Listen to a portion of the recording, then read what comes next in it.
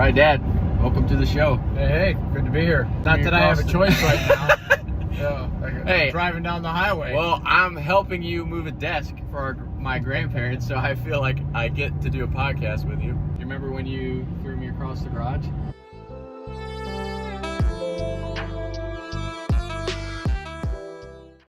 Is it show? I do. So, my youngest brother has a, what do you have, a cyst in his brain when he was young? Well, yeah, he's still got it. I mean, he's got subarachnoid cyst. So growing up, my parents, just for the perspective of all my older siblings out there, we're told to treat our youngest brother as if nothing's wrong. Treat him normal, everything's fine, he's gonna live a normal life. But we weren't allowed to hit him in the head. That was the one rule. As the oldest sibling, I was taller than both of my siblings, and they were like little gremlins when it came to childhood fighting. Defend myself where I could keep their hands off me was I would just grab them by the head. So, and my little brother, you know this now, Wayne's a total shit. He is, 100%. Agreed. And it's genetic. He got to the point where he knew the rules, so he would do shit to us as older siblings and then say, you can't hit me in the head. So, we had done something, I don't remember what we did earlier in the day, but you had told me, if I see you hitting Wayne in the head again, there's going to be a problem. Right? Yes. Yeah. So, my dad is mowing the front yard, and me and Wayne are in the garage. I was in the garage with you for whatever reason. I thought you were getting ready to mow or something, because you came across Potentially. I just know all of us were in the garage. Okay.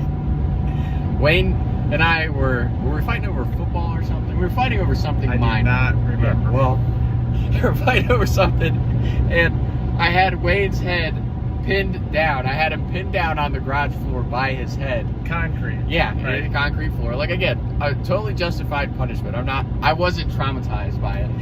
I don't have a wound, Dad. So I think every kid will know this feeling.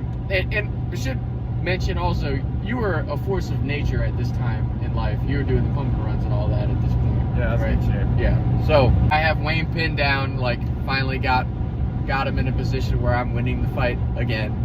And I remember it was like slow motion. I look up and see my dad charging at me, and just, I think every kid knows the oh shit moment when your parents coming. And my dad gave me like one of those fucking kung fu fists, like boom. I felt like I was in slow motion as I flew across the garage into the coat rack. You remember that? Yeah. Yep. I remember hitting a soft place to land. Yeah. It was, and I wasn't hurt. I was just like, holy shit, did I just get thrown across the garage with like, because it was like a one hand, like, boom, and I was gone. I was off my feet. And then all the coats fell on yeah. it. Right? So that's what I was gonna say. Is that was like the worst part about it is I'm sitting there with all these coats on me. It's like my vision's pitch black, and then like the hand of Zeus comes in and pulls me out. I told you not to hit Wayne in the head again. So that was. I just wish I had an instant replay. At that time, I wish I had like the Ring cameras and stuff, because I would have loved to see me flying. It was like a Dragon Ball Z character, man. I got shot across the garage, and then you came in and picked me up and pulled me out. So, and I didn't even bitch or complain about it. I knew I was in the wrong. Right. I said I was, but did you do it again? Hell no. But you also miss like all the little stuff, like that little shit with this lisp, like, Dad said you can't hit me in the head.